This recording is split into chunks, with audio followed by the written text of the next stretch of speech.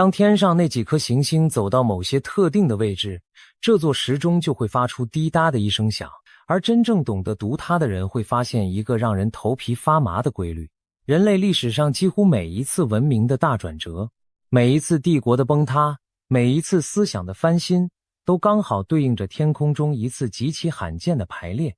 所以今天的主题其实只有一句话，请你一定要先坐稳了，因为接下来的这2个月，也就是2026年的6月与7月，这座沉默了几百年的宇宙时钟正准备敲响一个我们这辈子可能只会听到一次的整点。你可能会皱着眉头说，这不就是占卜吗？不，这真的不是普通的占卜。占卜看的是你一个人的运气，是你今年适不适合换工作，该往哪个方位走。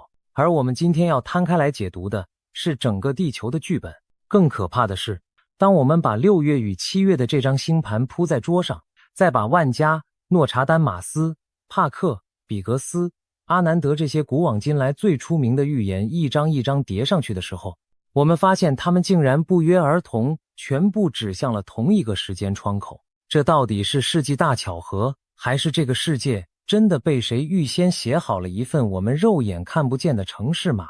也许你平常最熟悉的是报纸杂志上那种太阳星座运势，今天牡羊座财运如何，明天天蝎座感情怎样，那种东西看看就好，因为它只用到了太阳这一颗星。而我们今天要看的是土星、天王星、海王星、冥王星，这些走得最慢，威力却最大的外行星。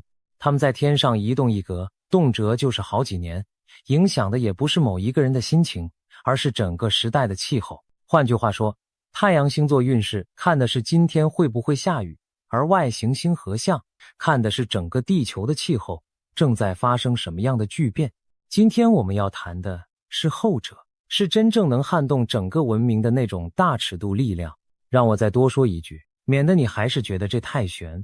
星盘之所以值得认真对待，不是因为它能掐指一算，而是因为它本质上是一套精密到分秒不差的天文周期。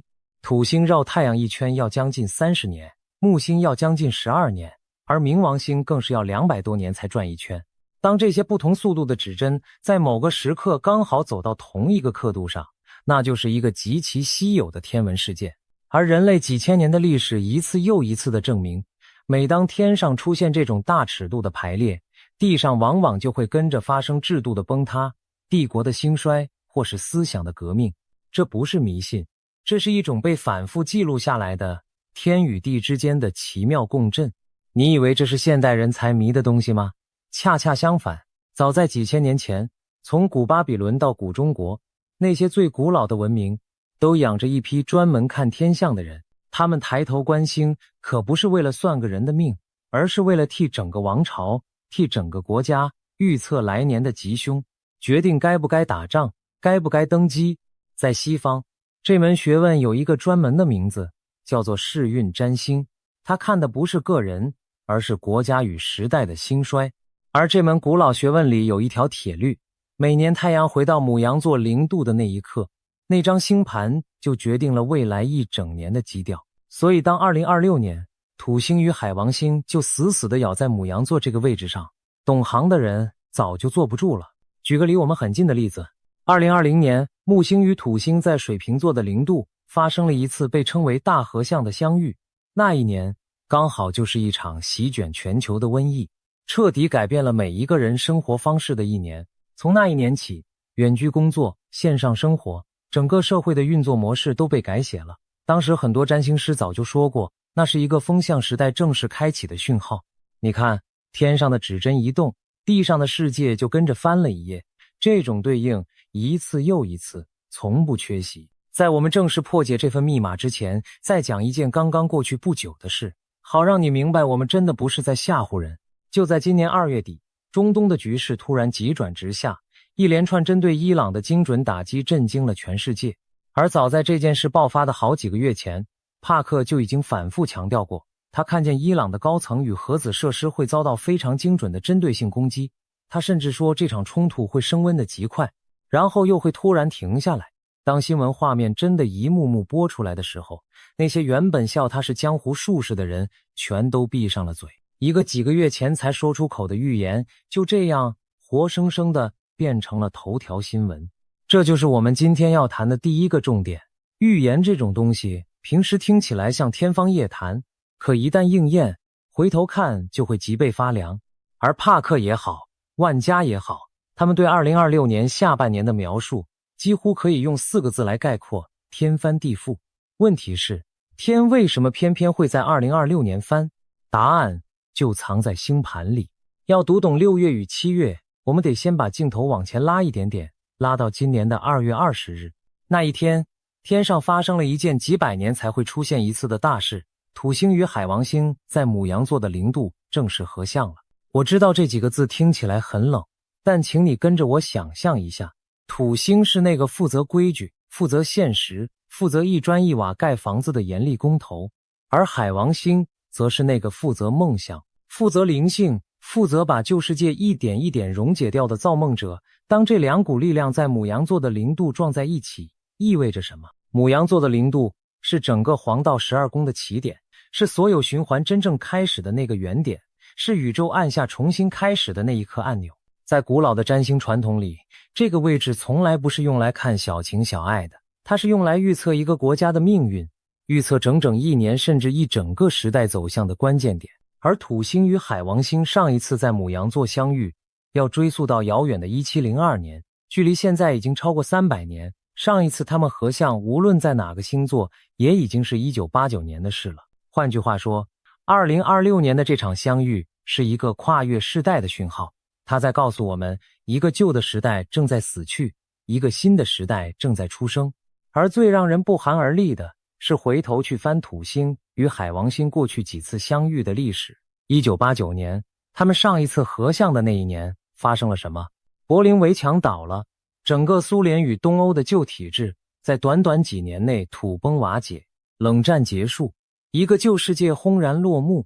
再往前推到1950几年，他们相遇的时候，一个横跨欧亚的强人时代落下帷幕，世界格局重新洗牌。再往前到1917年，他们相遇的那一年，俄国爆发了一场改变整个20世纪的大革命，一个延续了几百年的庞大帝国几乎在一夜之间灰飞烟灭。你发现了吗？每一次这两颗星在天上相拥，地上就有一个巨大的旧秩序被连根拔起。而这一次轮到了2026年。也许你会问，所谓旧世界瓦解到底是指什么？它指的可能是我们从小到大深信不疑的金融体系开始松动，是那些看似坚不可摧的大机构暴露出裂缝，是我们对权威、对媒体、对许多被当成真理的说法突然之间集体失去了信任。海王星最擅长的事就是让迷雾散开，让你看清原来一直被包装得很美的东西底下其实早就空了。而土星则会冷冰冰地告诉你，旧的那一套撑不下去了。这种瓦解不会敲锣打鼓的宣布，它是缓慢的、渗透式的。等你回过神来，世界已经悄悄变了一个样。你发现了吗？这就是这份密码最核心也最迷人的地方。它从一开始就带着2张脸，一张脸叫做瓦解，旧的结构、旧的制度、旧的谎言会像被海水冲刷的沙堡一样一点一点崩塌，而另一张脸叫做新生。就在沙堡崩塌的同一片海滩上，一颗全新文明的种子正在被悄悄埋下。土星与海王星在2月种下了这颗种子，而真正让它破土、发芽，甚至开花的那股力量，全部集中在了接下来的6月与7月。所以，让我们正式走进这2个月。当2026年6月的第一道曙光升起，天空的剧本就翻到了最关键的那一页。整个6月就像一场盛大演出开场前的暖场，一个接一个的讯号开始亮起，而每一个讯号都在为月底那场惊天动地的转折做铺垫。你会感觉到空气里似乎有什么东西正在悄悄改变，一种山雨欲来却又夹杂着莫名期待的氛围慢慢弥漫开来。首先登场的是6月9日的金星与木星，他们在巨蟹座紧紧相拥。金星掌管的是爱，是美，是金钱，是我们珍惜的一切，而木星掌管的是扩张，是幸运，是把一切放大的能力。这2颗全天空最受欢迎的吉星在象征家庭与根源的巨蟹座里相遇，就像一场温柔的祝福，提醒我们在风暴来临之前先把心安放在最重要的人身上。这是密码里少有的甜蜜段落，但别忘了，暴风雨前的宁静往往最值得珍惜。到了6月13日，金星又从巨蟹座走进了华丽的狮子座。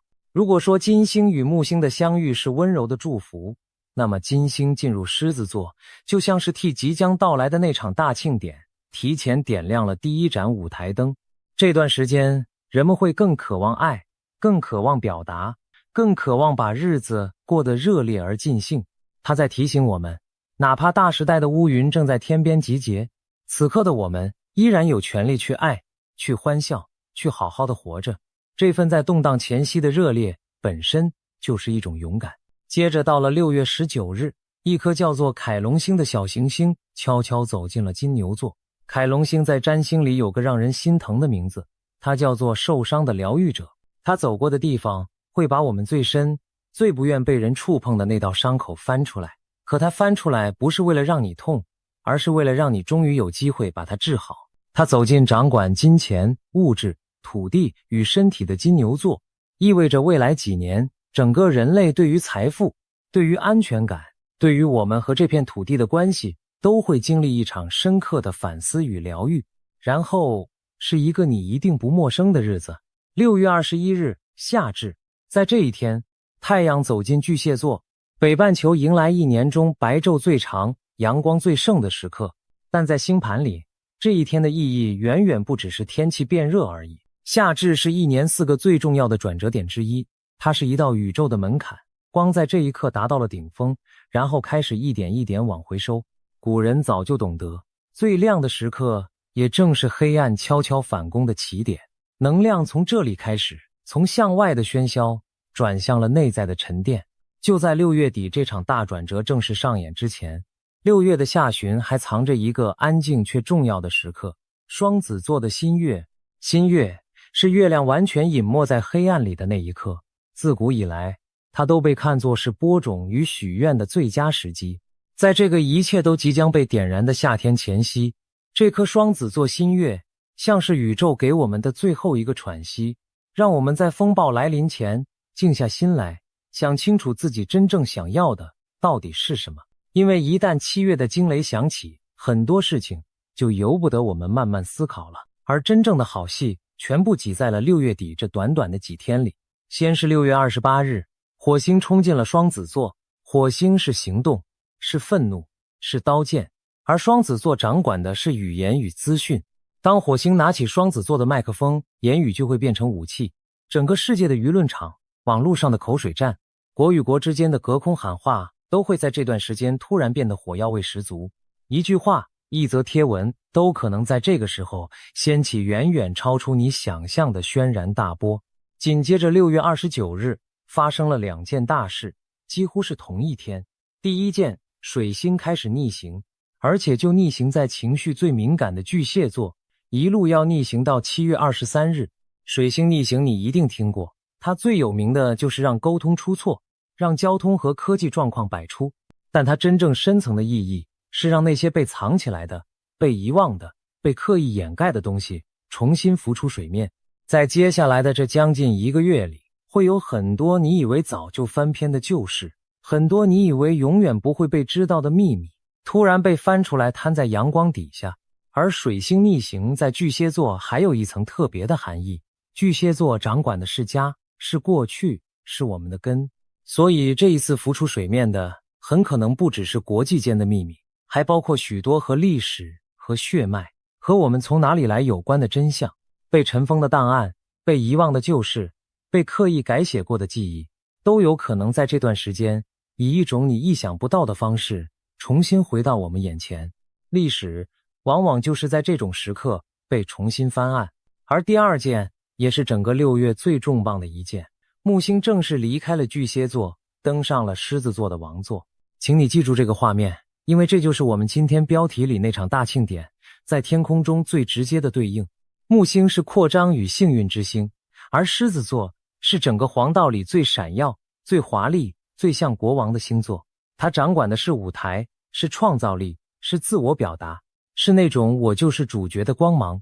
当木星走进狮子座，并且会在这里停留长达13个月，一路待到2027年的夏天。这意味着未来1年多，整个人类文明的关键词会从躲在壳里的自我保护，转向站上舞台的盛大绽放，创意会爆发，表演会盛行。每一个人心里那个渴望被看见的小孩都会被重新点亮。但狮子座的王座还有另外一面，他也会把那些渴望权力、渴望万众瞩目的强人一起推上舞台的最中央。记住这一点，后面讲到预言的时候，他会再一次出现。别忘了，木星在狮子座带来的并不全是沉重。狮子座的本质是欢庆，是创造，是那种发自内心的想要去爱、去表达、去发光的冲动。所以在这一片动荡之中，你也会看见另一股力量在悄悄生长。艺术会复兴，音乐与故事会重新打动人心，人们会比过去任何时候都更渴望聚在一起，分享喜悦，彼此取暖。历史上每一个最艰难的年代，往往也正是最伟大的作品、最动人的精神破土而出的年代。黑暗越深，那一点点被点亮的光就越是耀眼。你感觉到了吗？6月就像一根越拉越紧的弓弦，瓦解与新生两股力量在天空中不断拉扯，所有的张力，所有的能量全部累积到了临界点。而当日历翻到7月，那根紧绷的弓弦终于松手了。不过在我们走进7月之前，得先认识一位躲在幕后却最关键的主角——天王星。就在今年的4月底，天王星正式走进了双子座，而且这一待就要待到2033年。天王星是革命，是颠覆，是科技的突飞猛进，而双子座掌管的是资讯，是沟通，是交通。当这两者结合，往往意味着人类传递讯息的方式会迎来一次脱胎换骨的大跃进。但历史也留下了一个让人胆寒的注脚。上一次天王星走进双子座大约是在1940几年，那正是第2次世界大战最惨烈的岁月，也是原子弹与第一台电脑诞生的年代。而再上一次大约在1860几年，那是美国爆发南北内战，整个国家被撕裂的时候。科技的狂飙往往和剧烈的冲突手牵着手一起到来。而现在天王星又一次回到了双子座。2026年7月4日，这个日子请你一定要用红笔圈起来，因为就在这一天，天上与人间同时上演了一场惊人的同步。先说天上，这一天火星与天王星在双子座的3度紧紧合相。火星是那根点燃的火柴，而天王星是整个星盘里最叛逆、最突然、最不按牌理出牌的那颗星。它代表的是意外，是革命，是一瞬间炸开的惊雷。有占星师形容的非常传神，天王星就像一个默默囤积了好几年烟火的人，而火星就是从远方丢过来的那根火柴。当火柴碰上烟火，会发生什么，可想而知。所以7月初的这几天，极有可能出现一件让所有人都措手不及、彻底改写剧本的突发大事。这种火星撞天王星的能量，在历史上往往对应着什么？可能是一场谁也没料到的突发政治事件，可能是一项瞬间颠覆整个行业的科技突破，也可能是一次让全球市场剧烈震荡的黑天鹅。它的关键字就是出乎意料。所有人原本以为会这样发展的剧情，可能在7月初的几天里被一只看不见的手猛地推向了另一个方向。请你务必对这几天保持一份特别的警觉，因为改写剧本的事件往往就发生在所有人最放松的那一刻。而如果把这颗火星撞天王星放到我们刚刚聊到的科技脉络里，那就更耐人寻味了。天王星在双子座本来就掌管着最前沿的科技与资讯，当火星这把火一点，最有可能在一夜之间炸开的，恰恰就是和科技、和人工智慧有关的某种惊天突破，或者某种谁也没料到的失控。它可能是一项让全世界目瞪口呆的新发明，也可能是一场让所有人措手不及的科技灾难。无论是哪一种，7月初的这几天，科技这个领域都极可能投下一颗改变游戏规则的震撼弹。而就在同一天，人间这边正在举办一场250年才有一次的盛大庆典。2026年的7月4日是美国建国250周年。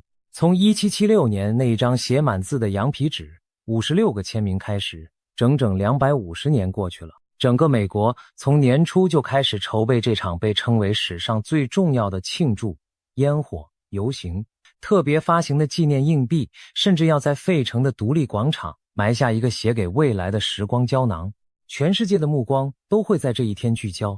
你看，我们标题里说的全人类将迎来大庆典，这不是一句空话，它正实实在在地发生在7月4日。但更让人脊背发凉的是，这场250周年的庆典背后还藏着一层你可能从来没注意过的天象。冥王星，这颗掌管死亡与重生的星，它绕太阳一圈差不多需要248年。你发现了吗？一个刚好250岁的国家正好走完了它有史以来的第一次冥王星回归。冥王星回归的意思是，这颗星又回到了这个国家诞生那一刻所在的位置，而冥王星走到哪里，就会把那里彻彻底底的先毁灭再重建。所以这场庆典表面上是吹蜡烛庆生日，骨子里却是一个庞大帝国正在经历的一场脱胎换骨。它到底会浴火重生，还是会在这场大火里走向另一个结局？这恐怕就是7月4日真正的悬念。然而7月的高潮还没结束，如果说7月4日是那声惊雷，那么到了7月的下半个月，真正深层的地壳变动才开始发力。在短短1个礼拜内，冥王星接连与3颗行星发生了重要的角度。7月18日，冥王星与天王星形成和谐的三分相。7月20日，冥王星与木星正面对冲。到了7月25日，冥王星又与海王星形成6分相。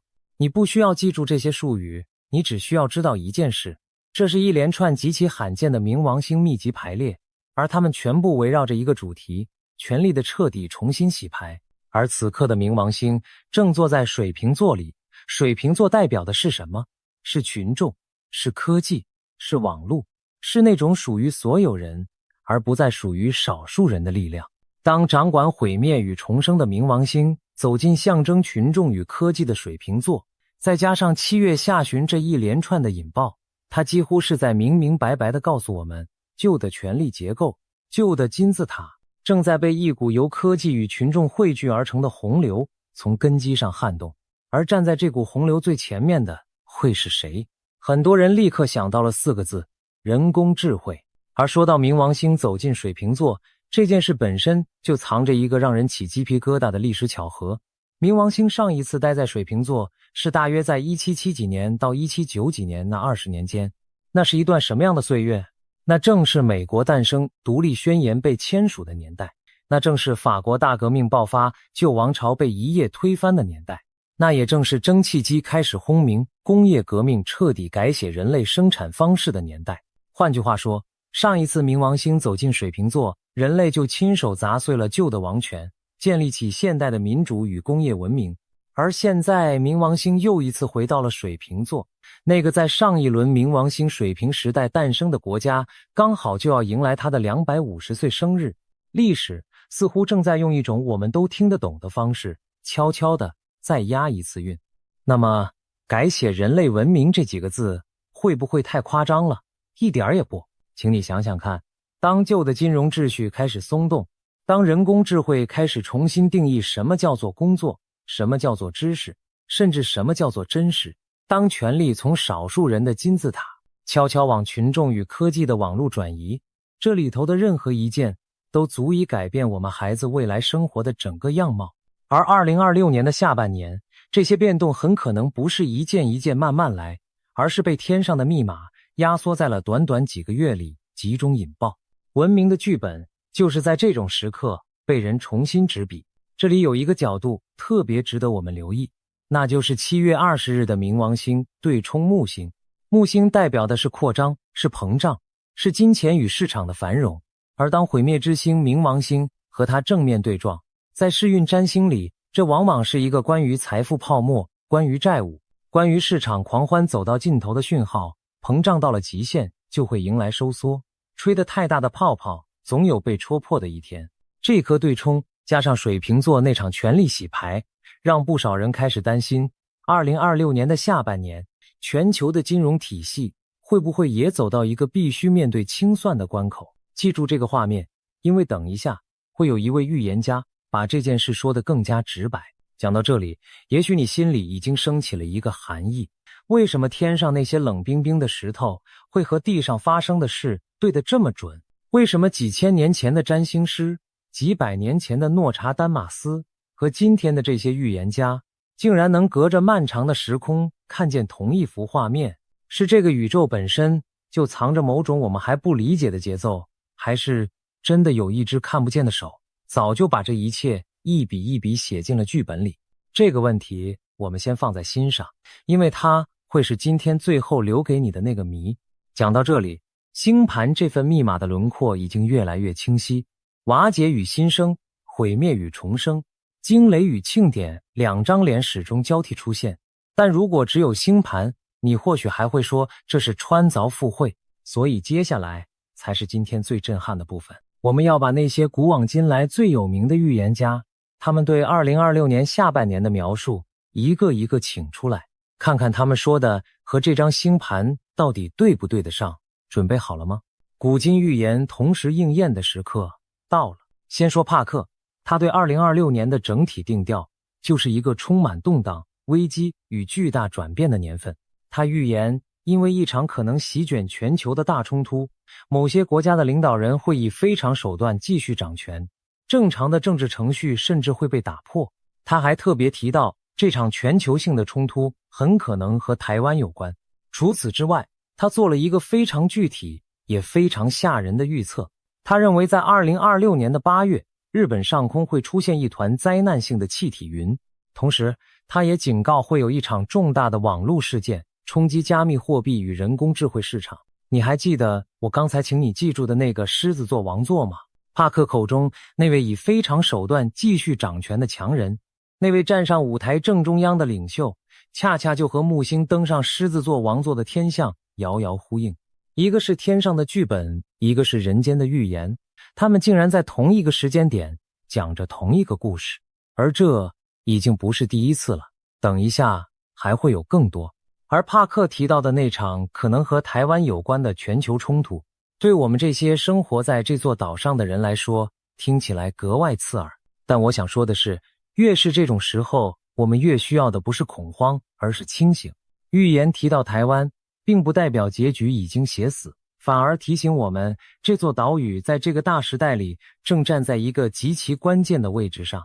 星盘揭示的是压力与张力的所在，而如何在这股张力里找到自己的定位，活出自己的从容，才是我们真正能掌握的部分。但帕克最让我意外的，并不是这些灾难。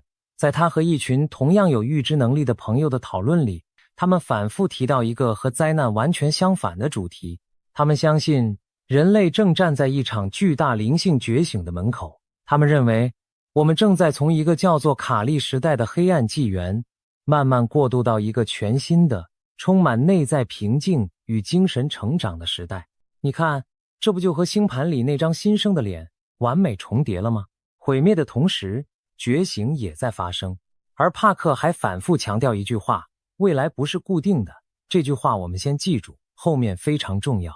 再来是大名鼎鼎的万家，他对2026年的预言几乎每一条都和我们解读出的星盘遥相呼应。他预言一场可能演变成第3次世界大战的冲突会从东方开始，最终把几个大国全都卷进去。他预言会有覆盖全球 8% 到10% 的大规模天灾、地震、海啸、火山接连爆发。他甚至预言一位大国领导人会迎来权力的更替，一位全新的足以重塑全球政治格局的强人会崛起。这些全部对应着7月下旬那一连串权力重新洗牌的冥王星排列。但万家最让人坐立难安的一条预言发生在更晚一点，在2026年的11月。他说，人类会迎来历史上第一次和地外文明的正面接触，一艘巨大的外星飞船会进入地球的大气层。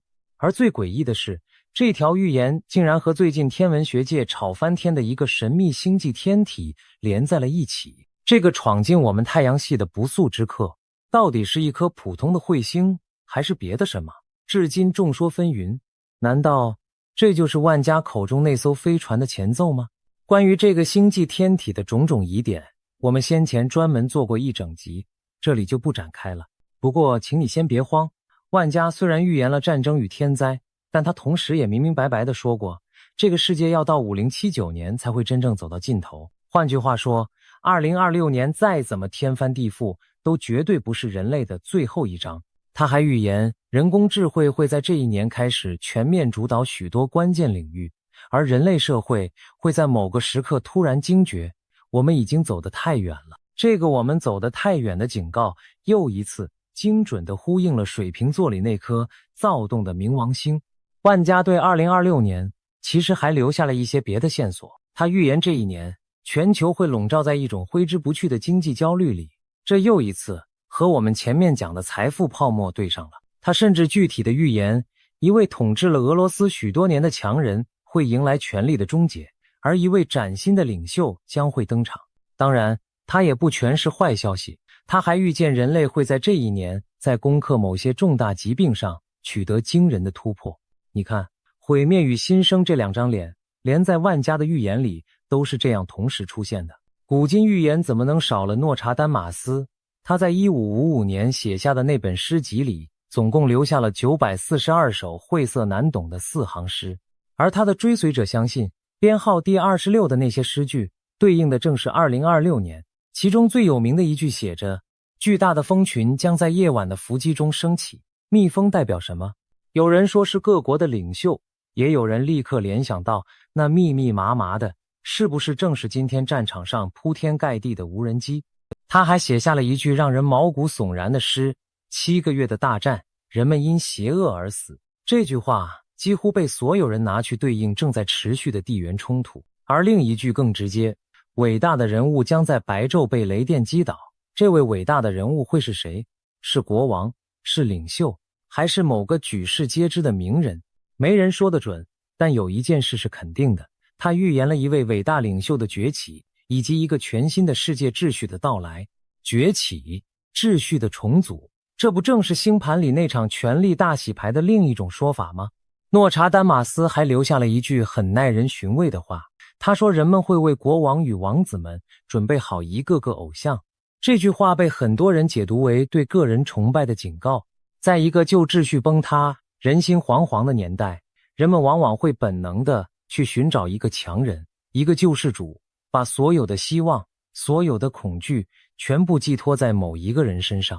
而这恰恰是这个转换期里最危险也最需要我们保持清醒的一个陷阱。真正的新时代靠的从来不是某一尊偶像，而是无数个体的觉醒。还记得我请你记住的那颗财富泡沫对冲吗？现在轮到比格斯上场了。这位被称为蓝领先知的预言家，最让人印象深刻的是他曾经在好几个月前就极为精准地预言了一场针对某位领袖的暗杀行动，后来竟然真的发生了。而他反复看见的另一个画面，就是一场席卷美国乃至全世界的经济大崩盘。他描述股市与货币会经历一场剧烈的下跌，而这段艰困的日子可能会持续整整3到4年。他还特别提到，在这场风暴里，黄金与白银的价格会一路往上涨。你看，这幅景象是不是正好和7月20日那场冥王星对冲木星的天象严丝合缝地重叠了？而说到黄金，我们就不得不请出最后一位阿南德。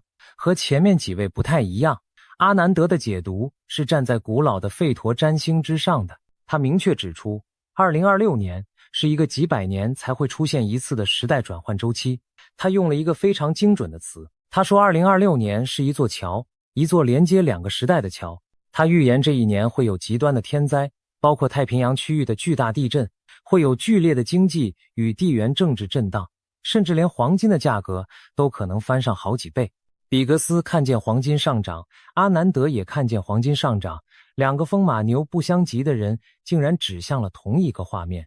而阿南德最值得我们深思的一个警告，又一次落在了人工智慧上。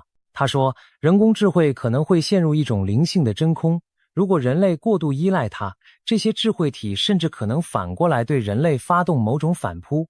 你看，从帕克到万家，再到阿南德，3位风格完全不同的预言家，竟然不约而同地把矛头指向了同一个对象——人工智慧。而这又和那颗坐在科技之宫水瓶座里的冥王星严丝合缝地对上了。这真的只是巧合吗？这里值得我们停下来认真想一想这个画面，一个由古老吠陀典籍指向的时代转换，一个由保加利亚盲眼婆婆描绘的科技主导，一个由英国通灵者警告的网络浩劫，竟然全部把终点画在了同一个正在以惊人速度成长的东西上。而就在2026年，这个东西恰好走到了它能力爆发的关键节点。当冥王星在水瓶座里搅动着科技与群众的力量，当这么多双来自不同时代、不同文化的眼睛全都望向同一个方向，你还能说这纯粹是想象力过剩吗？也许预言家们看见的从来不是某一个具体的灾难，而是一股正在彻底重塑我们文明底层逻辑的谁也挡不住的浪潮。但和万家一样，阿南德也留下了一句温柔的话，他反复强调，他做这些预言从来不是为了制造恐惧。他说，占星真正的目的是让人们提前做好准备，因为当一个人在心理上做好了准备，那些坏事带来的冲击就会大大减弱。而且他对2026年的整体判断其实是正面的，他相信在经历了短暂的动荡之后，这一年会在许多领域展现出非凡的希望。动荡只是过渡期里短暂的警报。讲到这里，你有没有发现一件事？无论是帕克口中的灵性觉醒，还是阿南德口中那座连接两个时代的桥，在古印度的吠陀传统里，时间被分成4个巨大的时代，叫做4个瑜伽纪。我们现在所处的是最黑暗、最堕落的最后一个，叫做卡利时代。而在卡利时代之后，会迎来一个全新的、充满真理、正义与和平的黄金时代，叫做萨提亚时代。那么卡利时代什么时候结束？根据一本古老的预言典籍，这个黑暗时代的终结以及向黄金时代的过渡，正好就发生在2026年到2030年这个区间。更惊人的是，这本典籍里还说，那位将会终结黑暗、重建秩序的最后一位神圣化身，据说已经降生在这个世界上了。你发现了吗？古老的吠陀预言说2026年是黑暗时代落幕的开端，而今天天上的星盘也正好在2026年安排了一场土星海王星的旧世界瓦解，加上一场木星登上王座的新世界加冕，古和金在2026年这个点上完完整整的重叠在了一起。让我们把这份对照再清清楚楚地摆一次。星盘说，旧的权力结构会在7月下旬被连根撼动，而万家说，一位统治多年的强人会下台，新的领袖会崛起。星盘说，财富的泡沫会在7月20日面临清算，而比格斯说，一场经济大崩盘正在路上。阿南德也说，黄金会翻上好几倍。星盘说，科技与人工智慧会在水瓶座掀起巨浪，而帕克、万家、阿南德这3个人竟然全都把最深的警告指向了人工智慧。星盘说，旧世界正在瓦解，新世界正在诞生，而古老的吠陀预言也说，黑暗的卡利时代正在落幕，黄金的萨提亚时代即将到来。一条一条几乎全部对得上。当这么多条线索从天上到地上，从几千年前一路连到今天，全部交汇在2026年这同一个点上，你还会觉得这只是巧合吗？也许你会问，2026年那么长，为什么偏偏是6月和7月？因为这2个月正好是所有这些长期天象集中引爆的那个交汇口。土星与海王星在2月种下的种子，要等到木星6月底登基才真正点火，而天王星囤积的能量要等到火星7月初冲过来才终于炸开。紧接着冥王星又在7月下旬连续发力，这就像好几条河，平时各走各的，却在这个夏天全部汇流到了同一个入海口。而当你以为7月底就会落幕的时候，天空还准备了一记重锤。就在紧接着的8月12日，会有一场横跨北极、冰岛与西班牙的日全食，那是欧洲大陆睽违了20多年的第一次日全食。日食在古代从来都是天象里最不祥的征兆之一，它往往预示着一位重要人物的陨落，或是一个重大转折的到来。而这场日食恰好就落在帕克预言日本会出事的那个8月。你看，这扇门根本就没打算停下来。让我们把这整个夏天在脑海里完整的过一遍。6月，吉星在巨蟹座洒下祝福，凯龙翻开旧伤，夏至的光照到顶点，然后火星拔剑，水星回头，木星登基。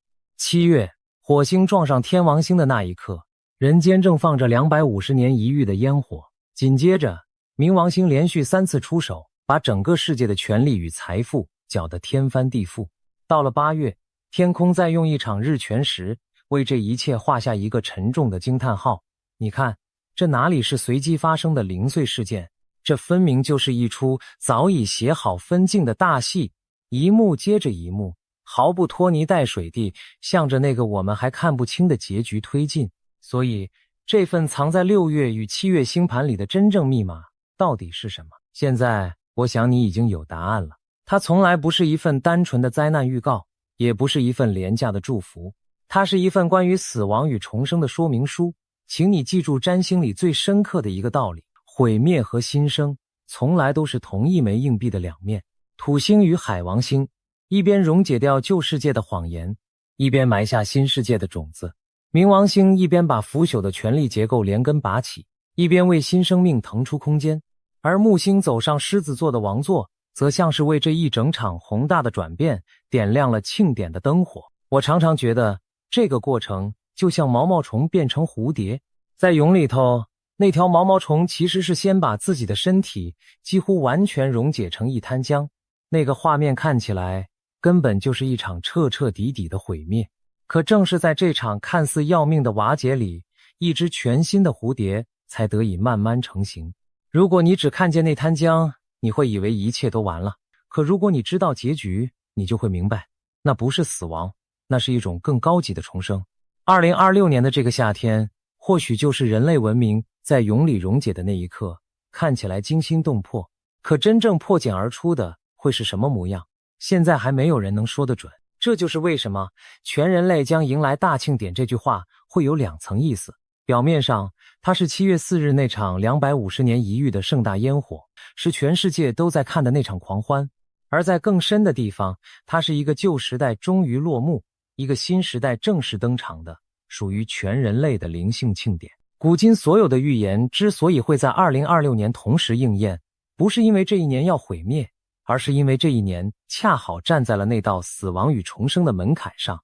也许你会好奇，那个新时代，那个萨提亚黄金时代到底会是什么模样？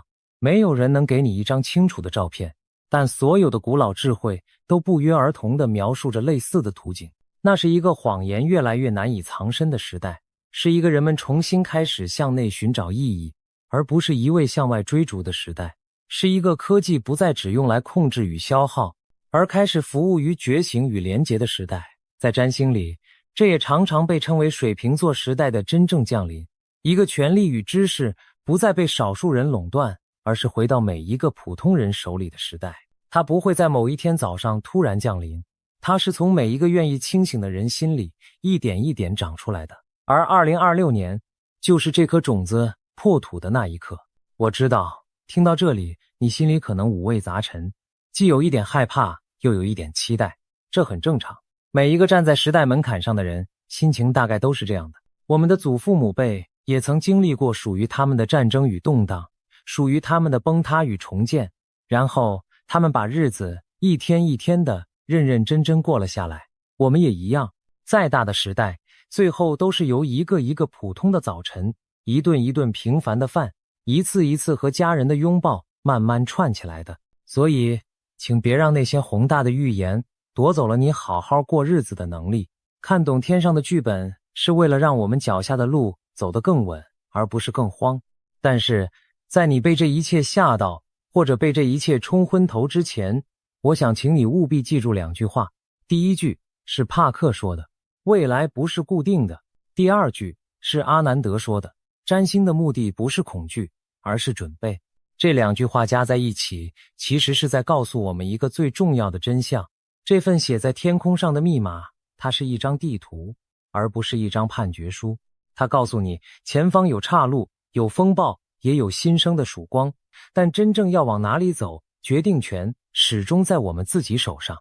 那么，面对这样一个夏天，我们普通人到底能做些什么？阿南德其实已经给了答案：准备，而不是恐惧。所谓准备，不是去囤积物资，躲进地窖，而是先把自己的内心安顿好，当外面的世界越是动荡，越是充满杂讯，一颗稳定、清醒、不轻易被恐惧带着走的心就越是珍贵。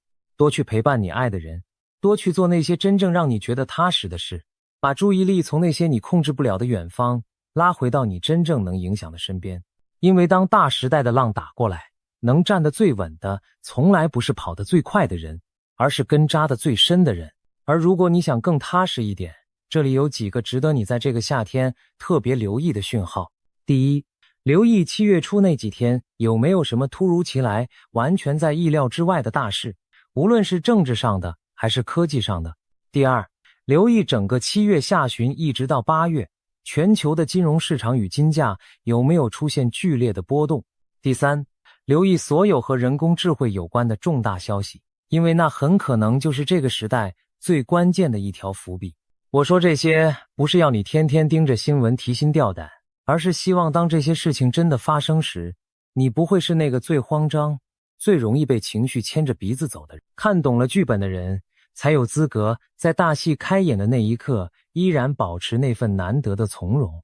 那两股力量，瓦解和新生，毁灭和重生，他们会在2026年的6月与7月同时降临，这几乎是注定的。但最终是那张瓦解的脸占了上风，还是那张新生的脸赢到了最后，靠的不是天上的行星，而是我们地上的每一个人在这场巨变里做出了什么样的选择。我们是被恐惧推着走，去亲手砸碎这个世界，还是带着清醒和勇气去迎接那场真正属于人类的大庆典？星盘只负责把选项摆出来，而那支笔从头到尾都握在我们自己手里。